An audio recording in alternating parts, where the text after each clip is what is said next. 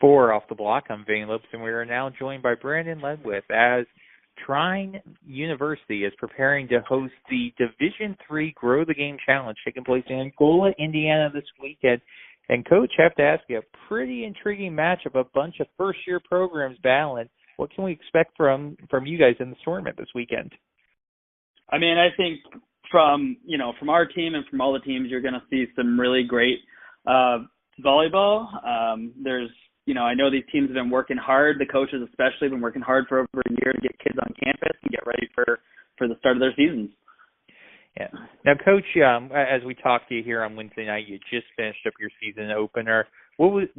Tough loss for you guys. What do you feel was the biggest takeaway or positive that you saw from your players tonight? The biggest positive I saw from the guys tonight is they don't give up. We went down early in the first set and just kept fighting back and kind of gave them a game. And then, there were points in other sets where they'd string together a few points and we were able to, march our way back toward.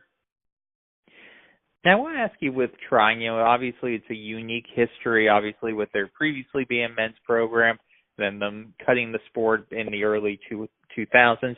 What does it mean for that community to get a volleyball team back in Trine?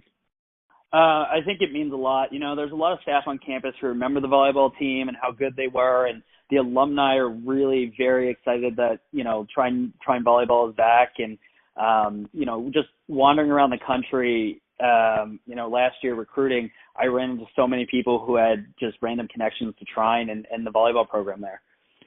Now, I want to ask you, because this has been about an 18-month process for you just getting this program off the ground. What has been the biggest challenge for you leading up to your home opener, which is going to be on Friday night?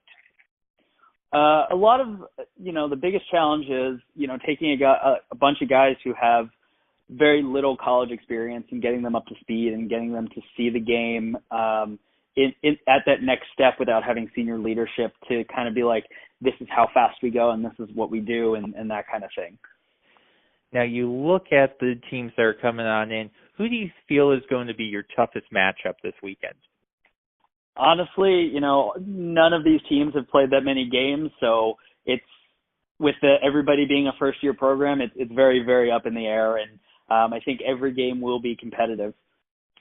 But with that being said, obviously, the great thing about the tournament, 5 first-year programs, what do you think that says just for the growth of volleyball at the Division III level, that you have so many teams that are starting programs?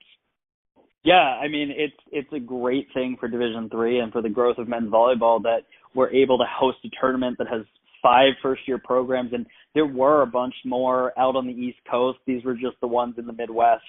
And then, even next year, there are at least 4 more new Midwestern programs that have started. So it's a really exciting time to be a part of men's volleyball, with the growth of the sport. All right, and final question for you before we let you go. Looking at this weekend, what would you consider a success for this weekend? And then also by April, what would you consider a successful season for Trine?